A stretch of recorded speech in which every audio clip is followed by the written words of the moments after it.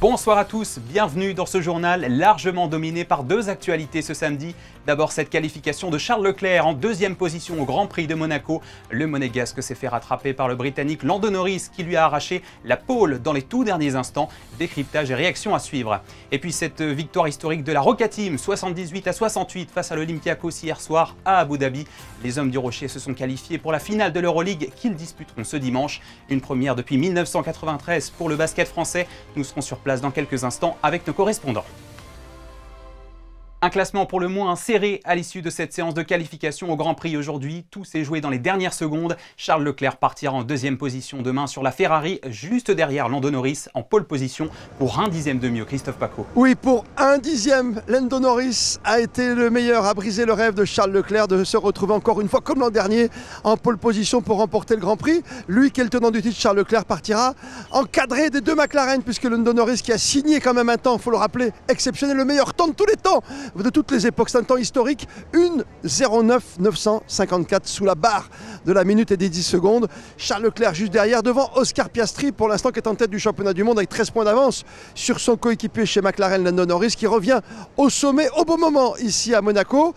Mais attention, ce qui n'est pas inintéressant, oui bien sûr il y a la frustration de ne pas avoir la pole pour Charles Leclerc, c'est qu'en quatrième position, sur la deuxième ligne, il aura son coéquipier, le septuple champion du monde, Lewis Hamilton, qui pourrait peut-être faire quelque chose au niveau du travail d'équipe, parce qu'ici on sait à Monaco c'est spécifique, et en plus cette année il y a cette différence d'importance et qu'il va falloir s'arrêter par deux fois au stand pour changer les pneus. Deux arrêts obligatoires, donc stratégie complètement différente. Pas sûr que la pole soit la condition sine qua non. Et à chaque fois, c'est vrai que c'était la vérité. Généralement, quand tu pars en pole ici à Monaco, vous arrivez généralement en tête du Grand Prix. Ça s'est passé sur 20 dernières fois, mais 14 fois exactement. Le poleman a gagné ici à Monaco sur 20 épreuves. Alors demain, que va faire Charles Leclerc? Sa technique, les pneus, la différence. Première ligne aux côtés de Lando Norris qui partira donc en pole. Derrière Piastri, Hamilton. Et cinquième, attention, cinquième seulement, mais il est capable de tout, Max Verstappen. Et puis derrière, performance à souligner pour les pilotes français. Le petit Hadjar est sixième, Ocon étonnant huitième. On oublie les Mercedes qui ont eu des soucis, Antonelli a tapé. Problème mécanique pour la voiture de Russell, ça n'a pas été simple pour les pilotes de cette écurie Mercedes. En tout cas demain, on va se réjouir de retrouver Charles Leclerc tout devant. Non pas la pole position, certes, mais toujours en embuscade. Charles Leclerc, deuxième meilleur temps aujourd'hui de la pole, pour cette chasse à la pole qui a été extraordinaire encore une fois dans les rues de la Principauté. Merci Christophe. Et justement, le poleman Lando Norris et Charles Leclerc ont réagi à leur qualification. Je vous propose de les écouter au micro d'Émilie Rousseau sur les images de Camille Cannoni. La ferveur ici à Monaco en général, elle se ressent et ça fait toujours plaisir. Mais bon, après, voilà. Je pense que ça se rajoute ensuite à la déception de la qualif. Mais bon, c'est comme ça. Je suis quand même content d'une deuxième place. Réellement, on est arrivé ce week-end en pensant que la Q3 ça allait être compliqué, donc c'est-à-dire le top 10 en qualif. Aujourd'hui, on est deuxième, très proche de la première place.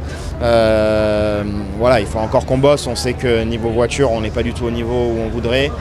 On a réussi à faire quelque chose de plus ou moins spécial ici en qualif. Maintenant, il faut concrétiser demain et on verra comment ça se passe. Monaco, it's always pretty crazy. It's pretty special. It's very tense, you know, the whole lap. But it feels good when you cross the line and you know where you are, especially when it's on top. So, of course, a great feeling. Especially in quali, you know, Charles has been first in every session, so to finally, when it mattered the most, put in my best laps, I'm very happy with that. Une journée riche en rebondissements sur le circuit de Monaco qui avait d'abord commencé plus tôt ce matin par la victoire du Norvégien Martinus Stenshorn lors de la course sprint de Formule 3. L'après-midi, la sprint race de Formule 2 a quant à elle été remportée par l'Indien Kushmaini. Ça ne s'est joué qu'à quelques secondes d'intervalle avec les autres pilotes au podium. L'autre grand titre de ce samedi, je le disais, c'est ce billet en finale de l'Euroleague que s'est offert la Roca Team hier soir à Abu Dhabi face à son adversaire de toujours, l'Olympiakos. Les hommes de Vassilis Spanoulis ont maîtrisé leur affaire de bout en bout. Partons tout de suite retrouver notre correspondant sur place. Bonsoir Yannick Debever, c'est un véritable exploit auquel vous avez assisté. Bonsoir Théo, bonsoir à toutes et à tous. Je me trouve à côté du trophée que la Roca Team peut encore rêver, soulever ce dimanche. Ils se sont qualifiés, ces Roca Boys, pour la finale de l'Euroleague. Il a fallu pour ça battre les premiers de la saison régulière, l'Olympiakos. Pour mesurer l'exploit, sachez que depuis 1993, aucune équipe du championnat de France ne s'était qualifiée en finale. À l'époque, c'était Limoges. Aujourd'hui, c'est Monaco qui porte le basket français sur son dos. C'était un match étouffant, comme je vous l'ai dit. La Roca Team a dû faire preuve d'un collectif parfaitement huilé pour contrecarrer les plans de l'Olympiakos. C'était la meilleure équipe de saison régulière. Ils sont venus ici à Abu Dhabi en favori. La Roca Team a rendu une copie parfaite, bien emmenée par le duo Mike James Alpha Diallo. À deux, ils ont marqué 39 points, soit la moitié du total de leur équipe. Il a fallu des guerriers, évidemment, avec Blossom Game, Jaité pour ne citer qu'eux. Et à la fin, les Roca Boys ont pu exulter avec les 400 supporters qui ont fait le déplacement ici à Abu Dhabi. Mais évidemment, le calme est de mise, ce n'est qu'une demi-finale. Maintenant, il va falloir faire place à la finale. Je vous propose d'écouter les réactions après cette victoire de Mam Jaité et Eli Okobo. Ce qui a fait la différence, c'est l'intensité qu'il y a eu tout au long du match. Je pense que je me les ai rarement vus pendant 40 minutes. Je les ai déjà vus comme ça par des séquences, mais tout au long du match, avec ce combat, cette intensité, cette générosité qu'on a eue défensivement. Parce qu'offensivement, on a toujours su qu'on était talentueux, qu'on était quand même assez polyvalent, qu'on avait des leaders qui étaient capables de faire de grandes choses. Mais 40 minutes de combat, d'intensité, où il y a quelques erreurs tactiques, mais physiquement, dans l'engagement, il y a très peu de choses à jeter. C'est la clé, c'est ce qui a fait la différence. Je pense qu'on a réussi à les sortir de leur zone de confort. On est content, mais en même temps, c'est que le début de ce week-end. Il y a un match encore plus important dimanche et voilà, il va falloir rentrer, prendre soin de son corps et se préparer pour amener encore plus d'intensité qu'on a fait ce soir. Content, mais ils ne s'enflamment pas, ces Roca Boys. Évidemment, c'est à l'image de leur entraîneur, Vassilis Spanoulis, la légende de l'Euroleague, la légende de l'Olympiakos, qui hier n'a pas fait de cadeau à son ancienne équipe. Maintenant, il va falloir penser à la finale face à Fenerbahçe, l'équipe turque qui a triomphé du Panathinaikos dans la première demi-finale. C'est une finale surprise, forcément, puisqu'on attendait au moins une des deux équipes grecques pour le match, pour le titre. Mais non, ce sera Monaco face à Fenerbahçe. Et c'est une étape supplémentaire dans l'évolution du club monégasque. Rendez-vous compte, 2 Final Four en 4 participations à l'Euroleague, une finale désormais. Et au coup de sifflet final, on a croisé la légende de l'Euroleague, Kyle Hines. Et je vous propose d'écouter ce qu'il nous dit, ce qu'il pense de l'évolution du club monégasque.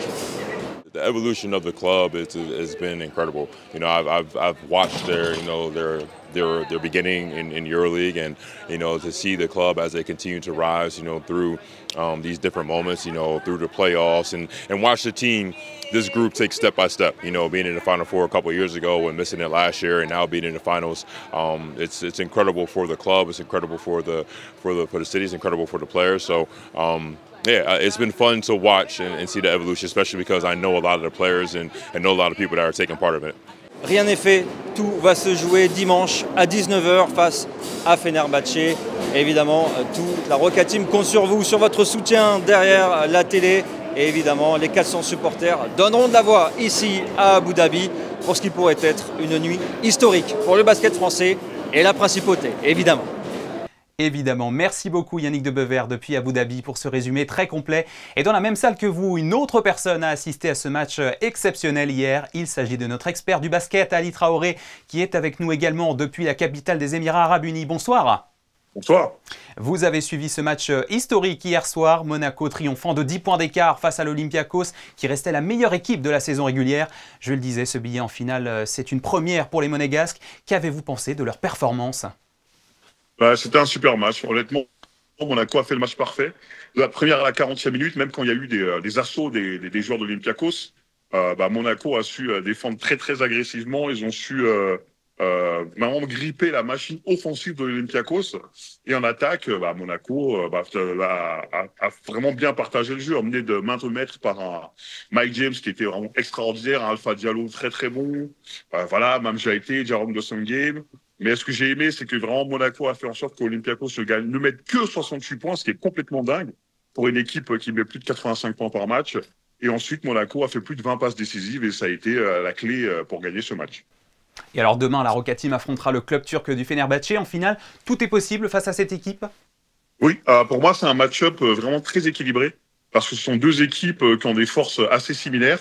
Et je donnerais même un avantage à Monaco à l'intérieur avec des joueurs grands qui peuvent scorer à l'intérieur, alors que bon, les intérieurs du Fenerbahçe sont vraiment là pour défendre et poser des écrans. Ce sera un duel d'arrière. Voilà, il y aura des duels de stars, du Mike James face à Wade Baldwin, du Marco Guduric face à Elio Kobo.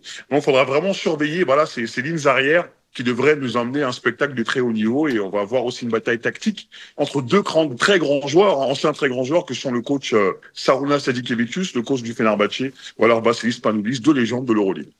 Alors on peut rappeler que l'Olympiakos avait renversé Monaco en Final Four il y a 2 ans, mais la Roca Team a finalement pris sa revanche hier. Dans un scénario un petit peu similaire, on pourrait donc voir que Monaco pourrait réitérer un petit peu l'exploit demain, triompher de la même manière face au Fenerbahçe, qui est une équipe tout aussi mythique.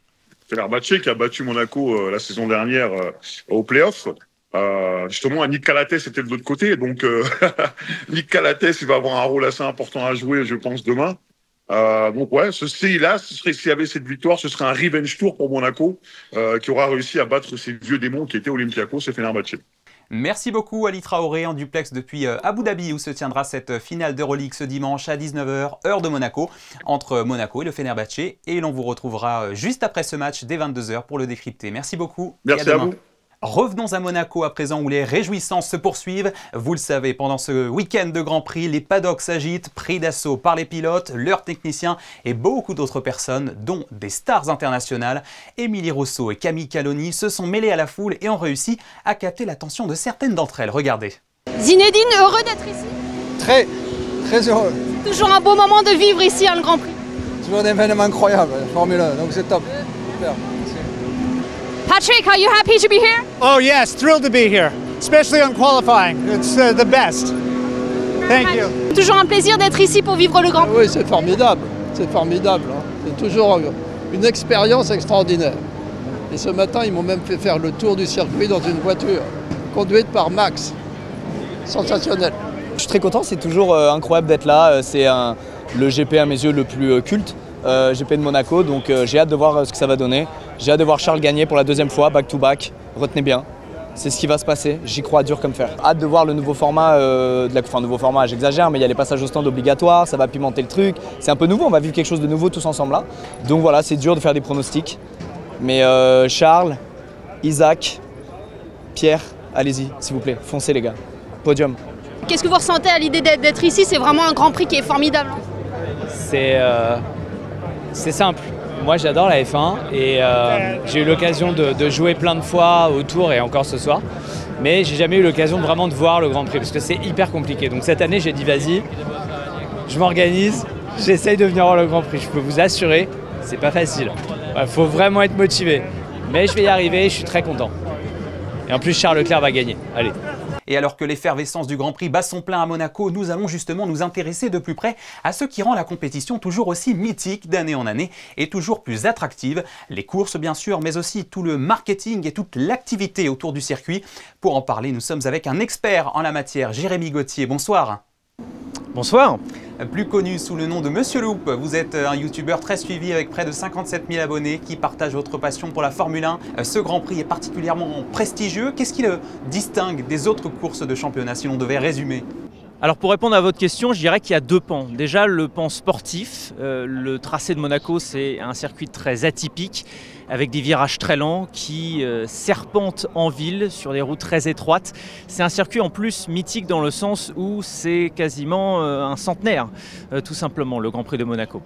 Ça c'est le premier pan. Le deuxième pan, c'est un lieu de rencontre entre businessmen et businesswomen, de marketing, de communication, et ça, faut absolument pas l'écarter. J'ajoute un dernier point, c'est qu'on n'est pas très loin de la croisette et du crépuscule du Festival de Cannes, et que ça, évidemment, ça ajoute au glamour et à tous les échanges qu'il peut y avoir pendant ce Grand Prix entre énormément de monde, que ce soit les pilotes, que ce soit les teams principaux, en tout cas les directeurs d'écurie, les investisseurs, les sponsors, et tout un tas d'entreprises qui profitent de ce week-end absolument exceptionnel pour avoir un petit peu de visibilité ou pour enrichir un carnet d'adresses tout simplement. Alors pourtant le circuit de Monaco a été souvent critiqué pour son manque de spectacle qu'il procure en piste, mais si ce Grand Prix est encore aussi suivi aujourd'hui, c'est bien qu'il reste exceptionnel, non ? Oui, évidemment, il reste exceptionnel. Je dirais qu'il faut distinguer en Formule 1 la séance de qualification, donc qui se déroule sur un tour rapide, et la course, qui se déroule en l'occurrence ici sur 78 tours. Effectivement, la course de Monaco a souvent été critiquée parce qu'elle manque de dépassement, parce que les rues sont trop étroites et précisément parce que les voitures sont aujourd'hui trop larges et trop longues. Mais en revanche, la séance de qualification, elle est absolument exceptionnelle parce qu'on voit des pilotes frôler les rails pour aller chercher le meilleur temps, prendre tous les risques. On l'a vu même ce matin en essai libre numéro 3, on n'est pas encore en qualif et pourtant l'enjeu est en train de croître parce que tout pilote sait que s'il part en pole position à Monaco, eh ben, il aura une chance extrêmement forte de gagner le lendemain. Donc oui, ça reste un rendez-vous exceptionnel. J'ajoute une chose pour répondre à votre question sur on y revient toujours. Oui, effectivement, on y revient toujours, mais je pense que l'effet de la victoire de Charles Leclerc l'année dernière a produit quelque chose, effectivement, et que ça doit aider également au-delà de l'engouement que la Formule 1 retrouve depuis quelques années. Est-ce qu'on peut dire que l'essence du Grand Prix de Monaco repose davantage sur toute l'effervescence autour dont vous parliez, l'image de luxe, la fan zone, les soirées, la présence de célébrités aussi, que sur les courses elles-mêmes en fait? Ah bah, je dirais que c'est les deux. Je dirais que c'est les deux. De toute façon, l'effet Charles Leclerc est quelque chose d'absolument grandiose depuis l'arrivée du Monégasque. Et j'ai même pas envie de vous dire en Formule 1. Dès qu'il était en Formule 2, c'était déjà un phénomène et il y avait un engouement qui, à mon humble avis, était revenu particulièrement à Monaco. Ensuite, Charles Leclerc est arrivé en 2018. Il a fait un an chez Alfa Romeo Sauber, qui était une petite écurie à l'époque. Et ensuite, il a basculé chez Ferrari à partir de 2019. Et là, forcément, un duo Ferrari-Charles Leclerc qui est monégasque en plus. Là, ça crée une ferveur très importante. Mais évidemment, cette ambiance de festival dont nous parlions tout à l'heure ajoute évidemment à l'exceptionnalité de ce Grand Prix. Et je pense même que la Formule 1 s'est inspirée de cette ambiance de festival à Monaco pour essayer de décliner tout cela sur l'ensemble des Grands Prix, sur l'ensemble des 24 Grands Prix qu'on a aujourd'hui au calendrier. Vous diriez aussi que l'intérêt pour la Formule 1 s'est accru ces dernières années, notamment grâce à des séries comme Drive to Survive ou encore grâce aux réseaux sociaux forcément? Ah oui, oui, totalement, totalement. En fait, ce qui s'est passé, c'est qu'en 2017, la Formula One, la marque Formule 1, a eu un nouveau repreneur qui s'appelle Liberty Media, qui est une société de médias de masse américaine et qui a totalement changé de fusil d'épaule. Liberty Media est arrivé. Et avec une culture peut-être du show à l'américaine, ils se sont dit on va essayer d'ouvrir ce produit pour le rendre peut-être plus accessible à un nombre croissant de fans, pour essayer de faire revenir les fuyants devant leur télé sur leur canapé le dimanche après-midi et surtout essayer de conquérir de nouveaux fans en essayant de diversifier cette fanbase, la féminiser, la diversifier sur tout un tas de critères. Et c'est exactement ce que Liberty Media est parvenu à faire avec 3 stratégies. La première stratégie, c'était de combler le manque à gagner sur les réseaux sociaux. Donc Formula One a commencé à publier énormément de contenu sur Instagram, sur X, sur Facebook à l'époque, c'est un petit peu moins le cas, et sur YouTube. Deuxième chose, il y a eu le développement des e-sport series, c'est-à-dire ces courses de simulateurs qui se déroulent dans un salon avec des gamers qui essaient de battre d'autres pilotes en ligne. Et le troisième point, évidemment, vous le disiez, c'est cette série Netflix Drive to Survive qui a parachevé cette stratégie de communication et de marketing pour montrer la Formule 1 sous un jour peut-être un peu plus accessible en montrant les coulisses. Parce qu'il faut bien comprendre une chose, c'est qu'effectivement la Formule 1 reste un sport assez élitiste et qui demande un peu de patience et un peu d'investissement pour vraiment en comprendre les tenants et les aboutissants. Alors quoi de mieux que de montrer les coulisses de la catégorie reine du sport automobile à des gens qui n'en sont pas fans, et de leur raconter des histoires avec lesquelles ils peuvent s'identifier tout simplement. Et c'est exactement ce que la série Netflix a réussi à faire et aujourd'hui le résultat est absolument magique pour la Formule 1, c'est que c'est un sport qui n'a jamais été aussi populaire qu'aujourd'hui. Merci beaucoup Jérémy Gauthier d'avoir répondu à nos questions sur cette nouvelle édition du Grand Prix de Monaco. Vous êtes connu sous le pseudo Monsieur Loup sur YouTube et l'on peut vous retrouver sur les réseaux sociaux de Monaco Info pendant toute cette période où vous proposez différentes vidéos autour du circuit. Merci à vous. Merci à vous. Qu'il soit rouge Ferrari ou aux couleurs des autres écuries, tous les goodies sont de sortie pendant ce week-end de Grand Prix. Les vrais fans de Formule 1 les arborent fièrement et vous l'avez certainement remarqué, pour répondre à la ferveur populaire, de nombreuses boutiques éphémères ont fait leur apparition autour du circuit où nous vous retrouvons Sarah Nkari aux côtés d'Hugo Comassa. Bonsoir. Oui Théo, vous l'avez dit, des boutiques éphémères ont fleuri un peu partout dans les rues de la Principauté, comme ici, rue Princesse Caroline. De quoi ravir les fans venus des 4 coins du monde pour assister à ce Grand Prix mythique. Et alors il y a 2 écoles, hein. Il y a ceux qui restent discrets avec une simple casquette et puis ceux qui jouent le jeu à fond. Look de la tête aux pieds, vous allez le voir, nous en avons rencontré quelques-uns. Special promotion hat, yes, from Ferrari and Charles Leclerc. Team Ferrari? Yes, for sure. She's Team Lando and I'm Max Verstappen, of course. Yes. Yeah. Why? Just I've always kind of cheered for him, so yeah, now that I'm here for my first time seeing it live, I'm definitely going to wear his colors. And Max, of course, is the best driver, hands down. We know that. On est fan de Lewis Hamilton depuis la première heure, depuis Mercedes. Le polo Mercedes est à la maison, dans l'armoire, mais bon voilà, aujourd'hui on est Ferrari. C'est famille Ferrari ici. Et vous soutenez alors Charles Leclerc? Oui, évidemment, hein, l'équipe Ferrari aussi surtout. Et on est content d'avoir Hamilton aussi cette année avec nous dans l'équipe Ferrari. Tu peux nous dire ce que tu as voulu faire? En fait, c'est Charles Leclerc qui va à la victoire à Monaco. C'est une passion, on est piqué de petit, on l'a tout le reste de la vie. Pour les commerçants, ce moment de l'année est crucial et ils ont le sourire, les articles se vendent comme des petits pains. Ça marche très bien aujourd'hui, il y a beaucoup de monde. Là, on a vendu beaucoup de casquettes Charles Leclerc, les bleus. Donc, était en rupture de stock dès le premier jour. Donc là, on en a même plus, c'est beaucoup demandé. Ils viennent de partout. On a eu des Bolivies, on a eu des Mexicains, on a eu des Niçois. Donc voilà, tout va bien. Et des Espagnols aussi, beaucoup d'Espagnols qui viennent.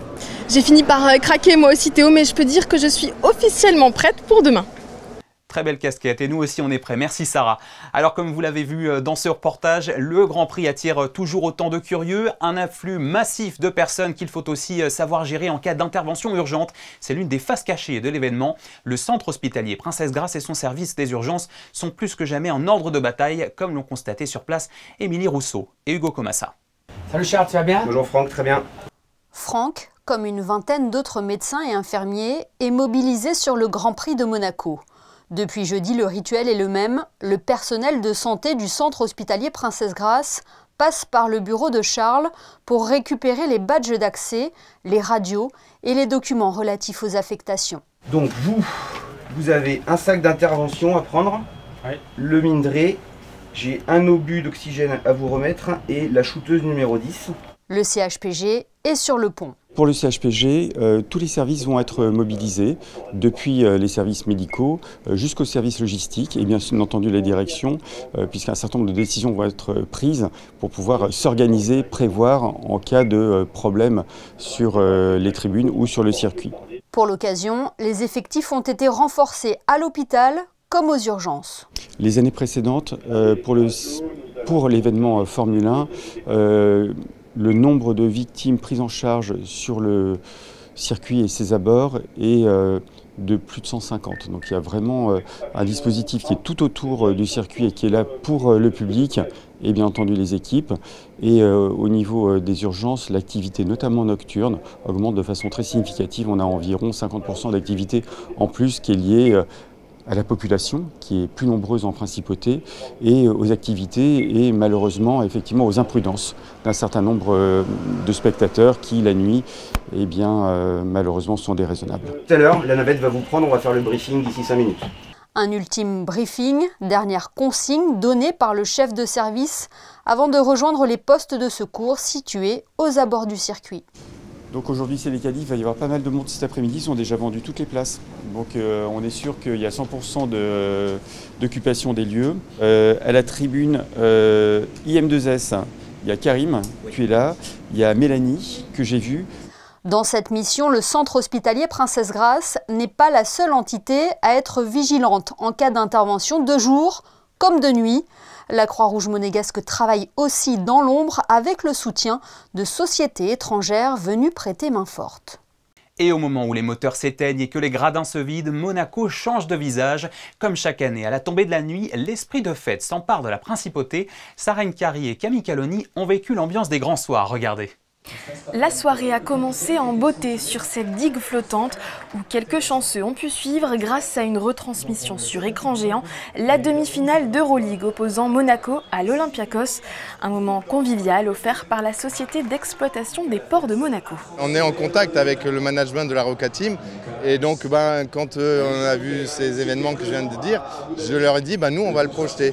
Donc ils ont été enchantés et séduits par le projet. Ils nous ont dit on va proposer à nos partenaires de venir sur un endroit un peu exclusif et puis nous on a aussi fait proposer à notre personnel, les familles et puis ceux qui ont contribué au projet et donc du coup là on va être 150 ce soir. Parmi les invités, ces deux commissaires de course venus profiter d'un moment de détente bien mérité après l'intensité de la journée. Le basket, ça permet de penser à autre chose un peu. Le réveil comme ce matin, il a été dur. On est fatigué, donc là on va s'amuser un peu. Au terme d'un match à suspense, les Rouges et Blancs ont décroché leur ticket pour la finale pour la première fois de leur histoire. La fête peut bel et bien commencer. Sur la terre ferme, les rues de la Principauté commencent à se noircir de monde.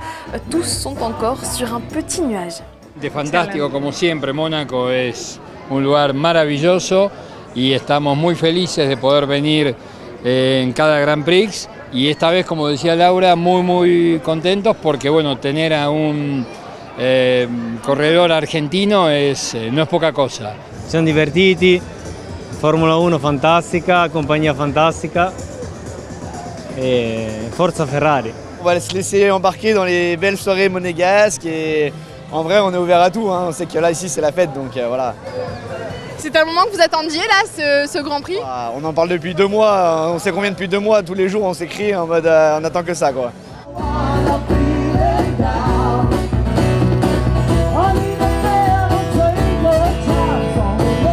Au fur et à mesure que le ciel s'assombrit dans la nuit, les visiteurs s'amassent autour du circuit jusqu'à l'ouverture des grilles, ici à 21h30. Du secteur de la piscine jusqu'à la Rascasse, la piste goudronnée se transforme en véritable dance floor géant. On se déhanche et on savoure, c'est à en oublier qu'il y a à peine quelques heures, des Formule 1 dégainés à cet endroit même, à toute vitesse, sous les yeux du monde entier.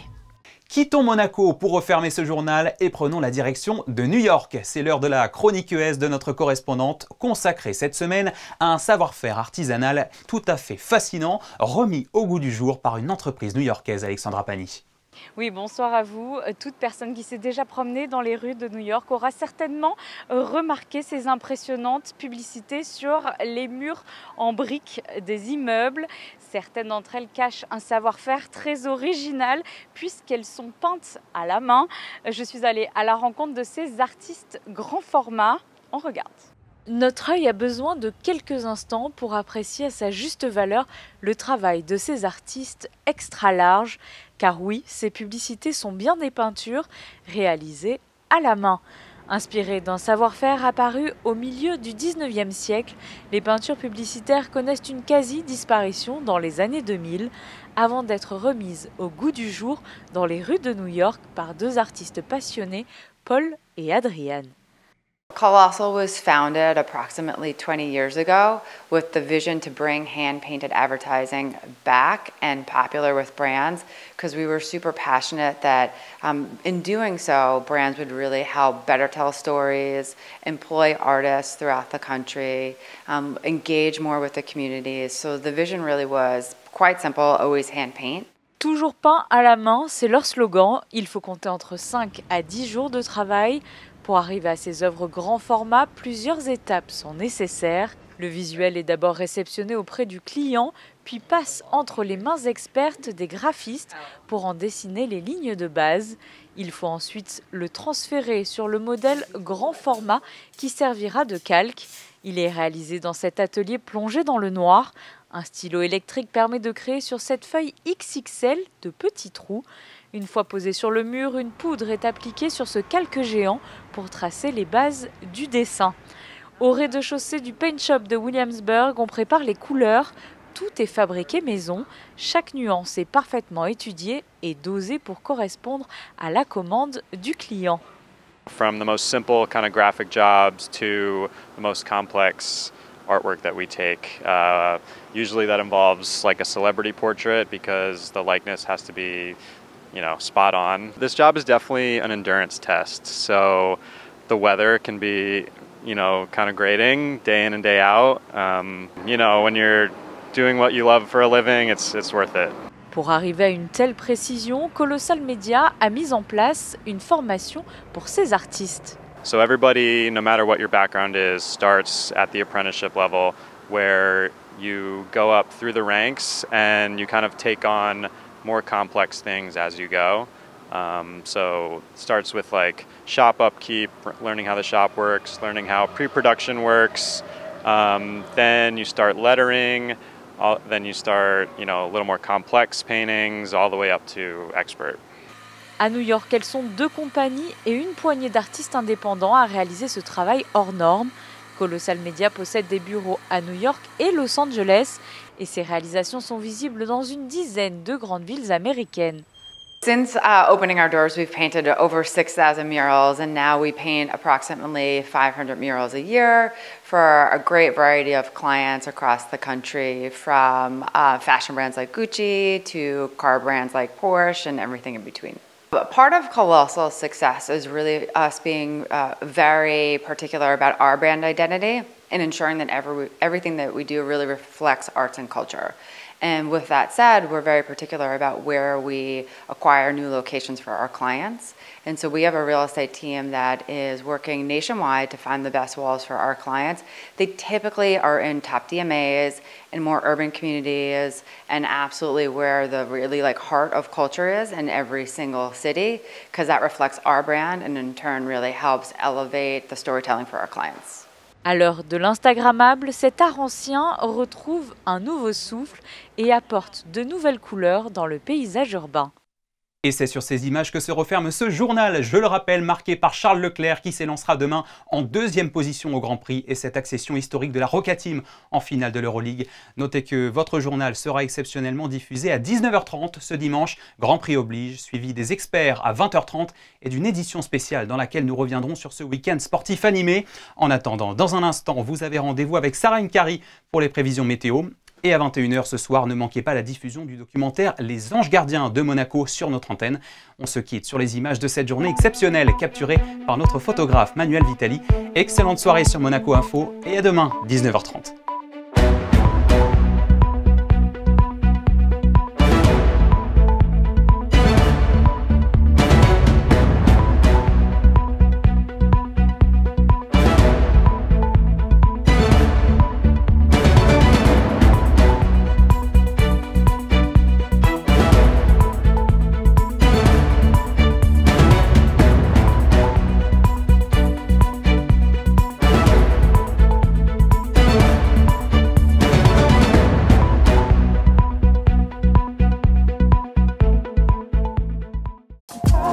Retrouvez la météo avec Maya Bay, le restaurant référence thaï japonais de Monaco. Bonsoir à tous, quel temps fera-t-il demain, dimanche 25 mai, pour la fameuse course finale du Grand Prix de Formule 1 ? Eh bien, le ciel devrait être majoritairement ensoleillé, sans risque de pluie, offrant des conditions idéales pour les spectateurs en tribune et pour les pilotes sur le circuit. Pour ce qui est des températures, la maximale atteindra 22 degrés, tandis que la minimale tournera autour de 15 degrés.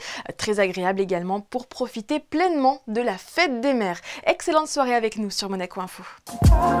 C'était la météo avec Maya Bay, le restaurant référence thaï japonais de Monaco.